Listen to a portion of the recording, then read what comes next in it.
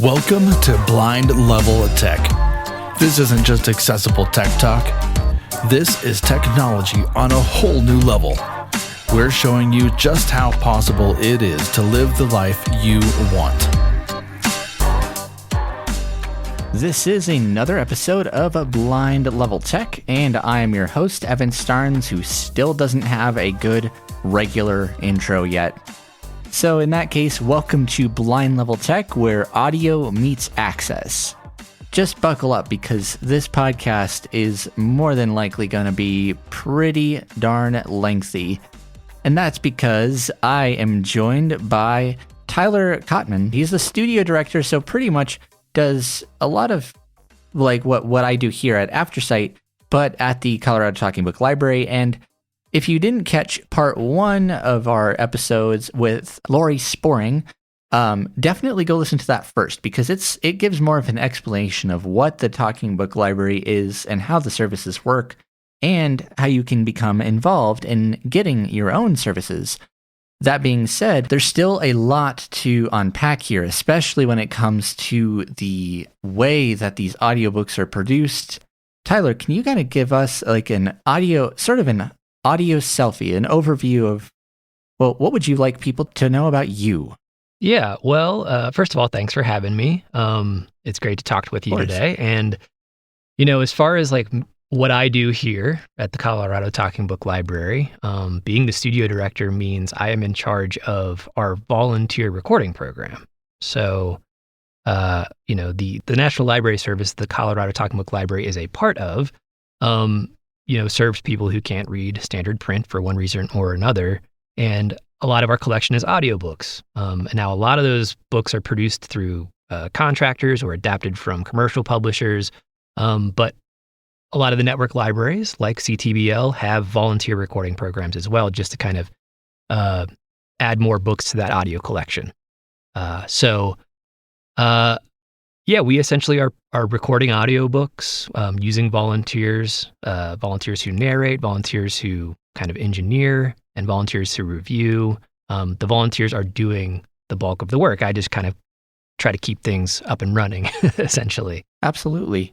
Well, how did you first get into audio, and what led you to the Colorado Talking Book Library and I guess the National Library Service as a whole? Yeah. Well, I'll try to keep it short, but it's kind of a meandering story how I ended up here. But that's great. Yeah, I became interested in audio as a musician first. I started playing in bands and things like that when I was in the junior high and high school, and ended up winning some studio time in a battle of the bands that I was in, and that was my first experience in a studio. It's just kind of a guy who had a pretty actually nicely built studio in the basement of his house, kind of suburban Cincinnati, Ohio, but was like a really kind of formative experience for me.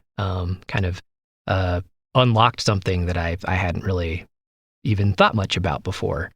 And so then I ended up studying audio engineering in college at the University of Cincinnati in the College Conservatory of Music there. And then at my internship, I met a guy who worked for the National Library Service at the Multi-State Center there in Cincinnati, Ohio, and connected with him. And it wasn't until a couple years after that he reached out to me, because they were hiring essentially a part-time person to help him out with his work, which was reviewing audiobooks from the network. So I ended up doing that work, and then this studio director position became open in Denver, and I applied and ended up getting it and moved out here, and that's kind of the short version of how I ended up here where I am today. Yeah, and you've been at the Talking Book Library for about 15 years now. Yeah, I started in 2013. So I've been here for about 12, but I was with the National Library Service at the Multi-State Center for a couple of years before that. So yeah, about 15 years total with NLS. That's awesome. Now, similarly to Aftersight, you guys use volunteers to read books and magazines. In a typical audiobook setting, you pay a narrator to narrate your book for you and act it out. But since the CTBL or Talking Book Library is kind of it's a volunteer-based organization, how do you guys go acquiring volunteers to read these books? And then what's the process like, getting people onboarded and, working with these folks to read books? It's a good question, because a lot of times we get volunteers or people who are interested in volunteering, and they kind of expect it to be simpler or more straightforward than it is. It's like, oh, I'd love to volunteer to read for you guys, and I can just kind of pop by and you'll hand me a book and I'll get in there and we'll just record a little bit. But it's not quite that simple. So people apply online 99% of the time, and if they're interested in the studio, and they kind of come in for an interview and they get placed, they always start off as a reviewer. And so no matter what kind of part of the studio you're interested in, review is a great place to start. And what review is you are just kind of listening to stuff that has been recorded in the past week or two. You're following along with a copy of the book while listening to the recording to catch any mistakes that get made. And this could be like a misread that doesn't match the text. It could be like a mispronounced word. It could be a background noise that pops up, a chair squeaking, a pen tapping or something like that we don't want in the final recording. And so this gives people a chance to kind of get acquainted with the process, kind of what it takes, what we're looking for in kind of a recorded audio book, before they're kind of thrust into the deep end of the pool, which I would consider the actual narrating to be. But once they've reviewed for a while and it feels like it's a good fit and they're kind of understanding the parameters and the protocols and the expectations around our process, then they have a chance to audition potentially. And if they pass the audition, then they end up on a recording team. What's the structure of those recording teams? Like, what are they comprised of? Yeah, so it's essentially just a duo. We have the narrator, which is perhaps doesn't really need further explanation. That's the person inside the booth doing the reading. And then they work with a partner that they call the monitor. And the monitor is essentially the engineer for the recording session. They're operating the hardware and software during the session, but they're also actually following along with a copy of the book to catch anything that the narrator may miss or mess up during the session. So that's kind of their engineering, but they're also doing kind of live quality control. And oftentimes we train people to do both things. So if people pass the audition and they end up being a narrator, usually I pair two people who are both narrators, and then I train them to monitor for each other. So essentially, one person will narrate their project for half of their recording session, and then they'll switch, and the monitor will then become the narrator, and vice versa, for a different project that narrator's working on for the rest of the session.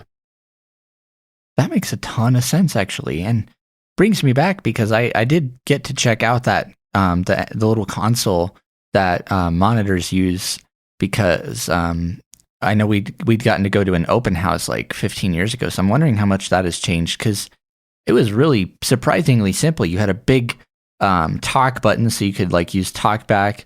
I think you could mute their microphone or adjust the level, and then you could permanently turn on or off your microphone. But I'm wondering how much that's changed since. Gosh, that was like 18 years ago. Yeah, it probably in some ways has changed completely, but the structure of it hasn't changed at all, really. Like it's pretty straightforward. We do have we have a talkback microphone on the outside for the monitor to use. It can be push to talk, or it can kind of just be switched on and off depending on kind of which mode of the process they're in. Yeah, and then it's set pretty much just like a book stand for the book and the computer for the recording software. And then the interface that we're recording into. And that's kind of what's changed the most is some of the hardware we use and kind of the original system that was set up for digital recording has changed. But the experience for the monitor has not changed. The reader that much. And monitor. Yeah. And we will definitely be getting into audio equipment in a little bit here. I'm saving it, though, because I know that that's going to be an into the weeds topic. Is there a tactic that you guys have to help keep these folks from getting overwhelmed while, still making sure that they read professionally and to the standards of the National Library Service? I don't know that we have any particular tactic, but that's kind of what the audition is for, and as well as kind of having people review first, just so they can kind of understand a little bit the stakes. If they're comfortable with the pressure of being inside the booth, being able to read in a way where they're not going to get flustered or, kind of being able to narrate, not just read a book, but apply voices and expressions and characters. Yeah, totally. And I will say that with the volunteer program here, we have people who do kind of do a more straightforward read, and we do have people who are going to inject a little bit more of like a theatricality to it. But I think that applies to the NLS catalog as a whole as well, where it's like you have some people who skew much more towards a dramatic reading and people who, stay a little bit closer to a baseline, I guess, if that makes sense. That does. And it's kind of a matter of, you pick the reader that fits the content the best. I know for a fact we've tried to do that here to the best of our abilities. Absolutely, yeah. Our content primarily being news, though, it's kind of a matter of just picking the reader that feels comfortable with that program and the length, and making sure that they get it into us at the time, prior to airtime, so that we can smoothly broadcast it. Right. Kind of the fun thing about working with these volunteers is you get to you meet a ton of diverse people from different backgrounds, culturally, ethnically, career-wise. And some of these folks can have some pretty fun hidden talents, or just, that their abilities are way overkill for the work that you're trying to get them to do, I've had a few people that have sent us like voiceover demo reels and stuff, and I've personally thoroughly enjoyed listening to them, but I'm like, man, definitely read for us, but also you should also try to go like audition for like full on professionally recorded audiobooks and stuff like that. Totally. Have you ran into any volunteer that has just stood out to you or surprised you in some way, shape, or form? I mean, the volunteers are always surprising me, in different ways. Because the longer somebody volunteers, naturally, the more you learn about them and what their background has been, what their, a lot of times people are retired and kind of what their work life may have been. So I've got a lot of different people with a lot of kind of specialities that I call upon in recording different books. I have a volunteer who has read here since before I got here, and she has been in America a long time, but was born in Germany, so she speaks fluent German. And somebody requested a book about Volkswagen. This guy, he was a retired mechanic, and there was kind of a level that he had reached that I'm blanking on what the term was. This kind of like a master mechanic. Exactly. And he had asked for this book all about Volkswagen and kind of their history and the history of the company and the product. And so I gave it to Hilla, and because it was full of German words and names, and she absolutely crushed it. And the patron was so thrilled with the job that she had done. So it's always great when I get a project that would otherwise be, if not impossible, extremely challenging for somebody who doesn't have a particular language skill or knowledge of certain jargon. So I'm always grateful for all those little kind of specialties that my volunteers have. Same. And I think one of our biggest challenges is trying to find volunteers to read more like long form content. Although it is kind of fun once you get a variety of voices. And I think the fun part for me is getting to edit them all together into one, big program. And I guess now we can get to the big subject that I'm sure we have both been kind of pulling at the reins to talk about here. And that has to be audio gear. So right now you are recording in one of the studios or in one of the recording booths at the Talking Book Library. And as we were discussing earlier, I mean, there's not going to be much I'm going to have to do with editing whatsoever because it sounds fantastic and it's a great frame of reference for me when I calibrate our studios here. But goodness gracious, what are you guys using for both, just what's the equipment you use in general Sure. to record? And Yeah. Well, thank you so much. I mean, that's always good to hear. It would be a bad sign if I was in here kind of beaming you poor audio, but I'm glad that it sounds dialed in. The equipment isn't actually what I'm using right now is pretty straightforward in its way. We're recording on an RE27, which is an electro voice mic, kind of a dynamic broadcast mic that's been around for kind of like an SM58, sort of. Right? Kind of, or maybe more like the SM7. But it's it sounds a little more trebly than a 58. Yeah, it's sorry. It's the mic that's been here honestly since before I've been here, and I think initially I would have to ask. I don't even know if anybody around here knows this anymore. If these were the mics they were using when they switched to digital, if that's when they showed up around the mid 2000s, or if these mics were even in use when they were recording on tape back before that. But these mics have just been kind of, workhorses. They're solid. Again, and you see them a lot in broadcast. Although I do see there's an RE20 that's very similar looking, that maybe kind of supplanted this particular model that I see out there a lot. But so we're just using the RE27 that we have going into just a Scarlett 6i6 interface. And we are using a cloud lifter in between those two to kind of get enough gain because of the way that the Scarlett works, and with this being a dynamic mic, it needs that kind of extra boost from the cloud lifter to kind of work the way we need it to. Okay, that makes sense, because I had you turned up a little bit and I could hear some a little bit of I couldn't tell if it was like an auto gain / kind of a bit of a dynamics kind of thing that was going on. And it didn't sound like, I have an interface right here, and it didn't sound like something that was applied by the interface. So that's what that is. I'm going to have to get my hands on at least one of those bad boys, because they sound like honestly, especially if you're a studio guy, like a huge asset. They certainly can be. I mean, especially if you're using like dynamic mics, like if you're using maybe even as SM58, although I've never used it in that capacity, but like an SM7, you often need that as well, which is another kind of popular dynamic studio mic. Actually, the SM7 it's pretty much what we have in our studios, except we have the UV7s, the USB variant, basically. But they're pretty much the same. But do you guys use what's your DAW usually? Like Audacity, Studio Recorder, Pro Tools? Yeah, we're using something called Hindenburg Narrator.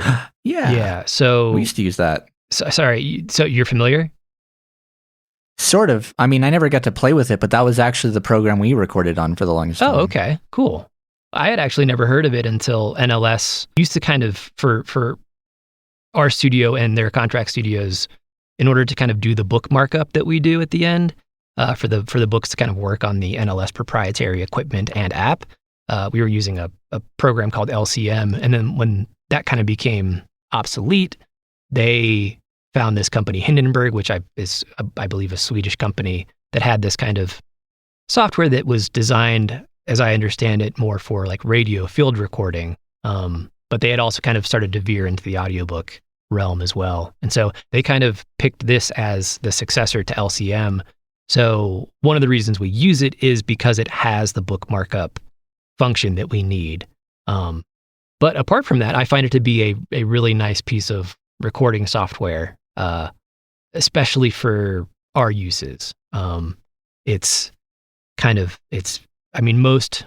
DAWs are like this, but it's got non-destructive editing, which was not the case for the previous software, which did kind of provide us some challenges. But it's got a lot of flexibility as far as like what you can do to the audio after the fact, as far as editing is concerned, which I like. And it has a great kind of record selection function. So if you need to punch in a line, it makes that really easy and straightforward for the volunteers. So it's a great little piece of software. That's fantastic. We had actually kind of considered putting it back here on our studio computers, but I think we have so many people trained on Audacity now, it'd be a massive overhaul to try and get everybody switched back, but it is nice because it has like some dedicated audiobook production like functions when you're recording, and the interface is a lot more simplistic than Audacity, the recording interface, of course. And so it's been a minute since I've heard that name, but yeah. And I don't know how widespread it is out there in the world. Like maybe people are using it more for podcasting, because I've only ever heard of it in reference, or kind of within the NLS sphere, which I know it exists out there, but I just don't know how many people are using it as opposed to something like Pro Tools or Logic or Reaper or something like that. And Audacity, of course, I hear a lot of people use as well. Yeah, that's kind of the go-to for most folks getting into audio in general. That's how I got into it. Still what I use. Yeah, but that makes sense. We briefly kind of touched on really the standards for actually producing an audiobook, but I was wondering if we could really touch on those in more detail. Mostly, well, first of all, I didn't know about the fact that Hindenburg would let you add that extra markup to audiobooks. And for just to put that into perspective for listeners and patrons out there, that's basically how you're able to have your NLS player. You put in a cartridge and it announces the book title, it announces the chapter markers, and all of that, because it's all marked up within, from Hindenburg. That actually has been kind of a fascination, and I'd wondered how you would go about doing that, because I have tried to do that here for a few of our listeners that we send them content on a thumb drive every so often, not per request, but it's like an as needed thing. Sure. So I'm gonna look into that. But I kind of took us off into the weeds, but yeah, what are the standards like for an audiobook? Yeah, well, I mean, that's the beautiful thing about the software is it's doing all of the hard work for us, right? It's because a lot of the standards around file structure and markup, I just get handled behind the scenes when I'm using Hindenburg. So what it looks like from my perspective is I essentially go through the entire book is in one session of Hindenburg. I select, for instance, the title, and then I drop the title marker on that, and it kind of brackets that audio so that when the person is listening to the book, and they hit the info button, it knows that clip of audio that I have selected and kind of has come out separately in the export process, it can play the title for them. And that kind of applies to every marker I place. If it's like the first chapter or the table of contents, I'm just kind of going through, selecting those, dropping a marker in, providing some context for that marker, because there are class tags that the markers get and things like that. But again, that's just a drop-down menu in the software that I assign. And then, input metadata for the book, and then export it, and kind of it dumps out all those files along with the audio, of course, into one kind of folder that gets zipped up. And that's the digital talking book, the DTB. Gotcha. That's super cool. That's like the first time I've ever really seen that process. And how long from start to finish, post recording, of course, would it maybe take you to fully put together and zip up a 5-hour audiobook, for instance? It really depends a lot on the book. Usually I'm not having to do a ton of post-production work. So, apart from like any kind of audio sweetening that I might be doing, the markup process itself can take, 20 to 30 minutes. If it's just like a regular chapter book with, say, 45 markers, I have the recording team keeps track of those time locations for me. So I know that, nice. the table of contents is at this particular time location. I punch that in, I drop the marker in, I move on to the next one. So I'm just kind of going through a list, punching in time codes, dropping the marker in, and then exporting the book. And, sometimes the actual exporting of the audio takes longer than it does for me to mark the book up. Of course, if it's a recipe book and there are, 1,000 markers for each recipe, each step in the recipe, that takes me much longer, of course. But most kind of straightforward fiction and nonfiction books, the markup process is a pretty small part of the overall process. Gotcha. Time-wise. That That is surprising to me, but also kind of cool trivia so wow, I'm kind of mind blown right now because I've been, I've done a few long productions before, but usually it's multiple volunteers and it's kind of a matter of putting everybody's audio together, leveling it, and making sure that everybody's actual quality is identical. That way you don't have a volunteer with super noisy, right? Like, super present background noise or really echoey or different mic techniques. And well, that's the really nice thing about kind of the way our process works and the way we're able to work with the booths and everything is that it is just one person recording one book. And so they're with the book oftentimes for weeks or months. People come in for usually just one session a week to work on their particular project. And so they may get, maybe 30 minutes of finished recorded time done.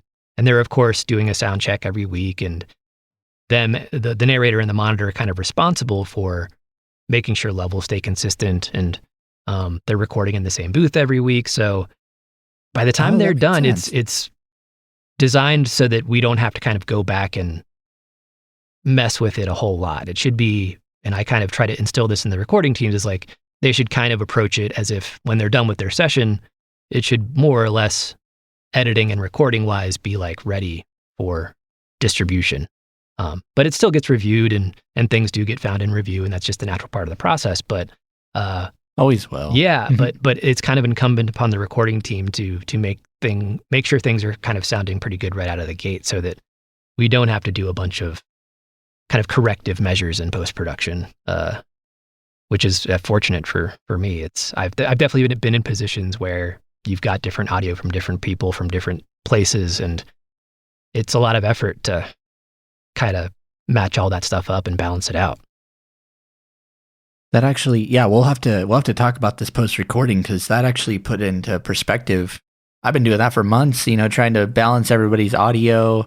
At least for the longer program, for any program that's over like an hour and a half, we like to distribute it amongst volunteers, and it makes sense. So wow, it's interesting to know the struggle is pretty darn real, I suppose. It is, and I mean, I do think it's a bit of a luxury for us that we have. You have those standards right now. Yeah, and we have kind of the luxury of time and that, well, frankly, NLS standards dictate that it should be one voice per one book. So I wouldn't really be having people swapping out narrators mid-project. Although for magazines, it's different. We can do different narrators on different articles, and I do then end up having to kind of make sure things are balanced out, at least kind of level-wise and EQ-wise. But the great thing about having the kind of the studio and people recording on site is it's quality-wise and just kind of general recording quality-wise, it's all pretty uniform. Yeah. Yeah, for sure. And you'd actually touched on something that was a fantastic segue into our next topic, mostly the concept of recipe books and the amount of stuff that goes into recipe books. I've seen a couple. The first book I ever got was a Barefoot Contessa Back to Basics book, and that thing was full of not only chapters, but footnotes and sidebars and all sorts of other things. Yeah. And also, another thing that's usually pretty full or loaded, depending on how you like it, is a good old sandwich of the week. Oh, that wasn't too loud this time. Tyler, is this your first time hearing that? It is. On BL? Yeah, that's the fun thing about it, is that always catches folks that haven't really listened to BLT, or, maybe it's new to them. Sure. Off guard a little bit, but it did. This show is Blind Level Tech. It's BLT, so we've got to sandwichify it some way, of course. Now, that being said, do you have a particular favorite sandwich that you would like to, well, tell our audience about? A favorite sandwich? I'm like a I'm enthusiastic about all sandwiches. Oh, for sure. I love a hot like panini. That might be my favorite kind of form of sandwich. But as far as like a favorite combination of ingredients, I don't think I could pick a favorite. I'm going to be honest. I kind of have that same problem myself. In fact, I think it's kind of fun to sometimes just come up with crazy original sandwiches that are your own sort of creation. Everybody around here knows that I love the air fryer big time. Ooh, yeah. Like I could live out of an air fryer. And so like mine, for instance, once was a beefed up grilled cheese. Oh, yeah. And it had like some extra spice. I think, first of all, I put butter on it, and then air fried it, which totally enraged my at the time co-host. So we still joke about that when we talk from time to time. Oh. Well, so, yeah, not at the risk of sounding naive, but why wouldn't you butter it? Well, maybe maybe you would do it after the fact. Gotcha. Okay. Okay. But I wanted to try something different where I cut up the butter, put it in the sandwich on the cheese and put it all in the air fryer, and it still was pretty good. The bottom was a little bit damp for my liking. Gotcha. But it made it made the sandwich a lot more savory tasting to me. Yeah. So, Well, I feel like I buttered the outside of my grilled cheese so it gets nice and brown and toasty on the outside. Oh yeah. Yeah, that's the best way to do it. Well, suppose I should get a sandwich this week.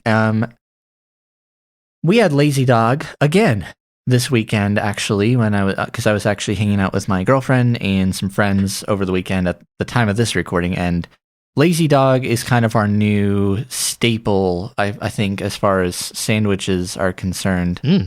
And my sandwich this week is going to actually be their build your own, because it comes with a lot on it already. You get the typical burger patty with cheese, but I added, I removed the tomato, but I added onions and pickles. So yeah, lettuce, onions, pickles, in my case, pepper jack cheese, mustard, and the Lazy Dog burger patties, which are quite good and juicy to me. So if you are in the Lafayette, Louisville, maybe the Boulder area here in Colorado, and you happen to be near Lazy Dog, you can search for it on like Uber Eats or Apple Maps or whatever you use. Seriously, go and check them out. If you love barbecue, you're going to love Lazy Dog. Sounds delicious. Now, Tyler, there was one question that I had that I meant to ask you when we were doing our audio segment earlier. Okay. You talked about volunteers coming on site to record. How do you guys have like a record from home option as well? Yes and no. It's a limited thing, for sure. But when the pandemic happened, we essentially stopped being in person. So I got a couple people up and running from home, and some of them are still recording from home. But some of them chose to kind of come back and use the studio when we reopened. And I haven't started anybody new from home since that point. I find having people come in and work in the studio is kind of the best way for us. And especially like when I'm training people, it's so much easier to have kind of hands-on access and things like that. It's so much easier just to train people in the studio, and especially with technical difficulties. I've had people like bring in their laptop, like, Audacity just doesn't work anymore. Can you fix it? So then, I'm basically Evan the Geek Squad, which I don't mind actually. No. I like fixing. For whatever reason, like on the occasion, fixing other people's computers sometimes. Sure. So, Yes, I understand that. I mean, that is the phenomenon I've dealt with my at-home folks as well, where it is a lot of off-site kind of tech support. I'm having this issue. How do I fix it? And we try to figure it out on the phone. But there have been times where I have to just say, hey, I think you got to bring your laptop in and let me take a in-person look at it. Yeah, sometimes you just can't do it remotely. But you actually brought up a question I'd had. Speaking of kind of, going off-site, besides your work as the studio director at the National Library Service, is there anything else that you do kind of audio-wise outside of that? Not anymore. I used to, I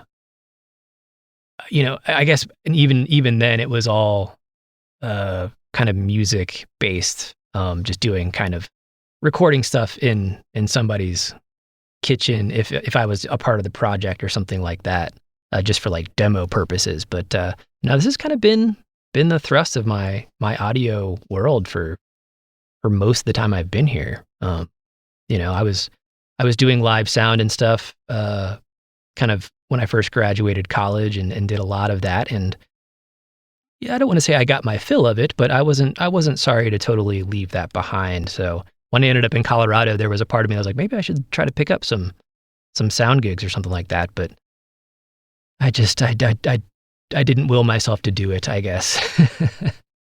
No, that makes a ton of sense. I mean, they are fun, but especially some side gigs can be more taxing than a full-time job in a lot of ways. Or sometimes, you just don't have it's just something that you don't really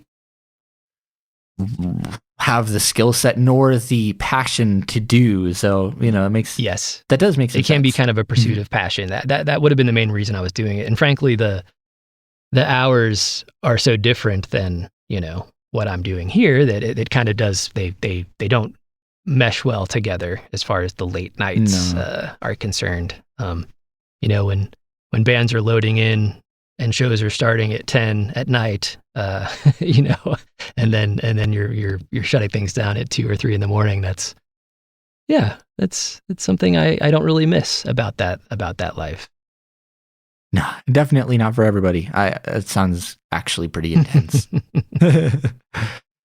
Hey, Tyler, first of all, thank you a ton for your time and for all of the information and enlightening me, because I didn't know anything about the production of an NLS book. Oh, so of course. I really appreciate your time. Yeah, it's my pleasure. It's always nice to kind of talk about what I do a little bit. As the studio director here, I interact with the volunteers, of course, every day, but I kind of am a kind of an audio island here, so it's nice always to talk to people who are having similar experiences elsewhere. So I appreciate you having me on. Of course. No, I kind of felt like an island too for the longest time. I like that analogy, but it's kind of nice when you've got like an audio iceberg, of course. Well, yeah, or something that melds with it. It's that connection of, oh, this is something I've been doing for years, but other people do it too, and it's a perfectly acceptable practice. Yeah, exactly. So I feel like I've had a lot of that today. So thank you for coming on Blind Level Tech, and I definitely hope that you had as good of a time recording as I did recording this episode, because it's been fun. Yeah, no, it's been a lot of fun. I'm always open to collaborating or chatting more in the future off the podcast here. We aren't too far from each other, and we do kind of a lot of similar work. And the other way that we kind of collaborate kind of in a non-direct way is I know I've had volunteers who have also volunteered for you guys up there. I don't know if you ever get people from our pool that end up there, but I'm often, if people are closer to Boulder or and don't want to make the drive down to Denver where we are, I'm like, hey, you guys should check out Aftersight. Mm-hmm. That's awesome. Well, kudos to us for keeping this under an hour. Yes. Because I think cumulatively right now, oh, good Lord, we've been talking on these mics for over an hour. That's right. So yeah.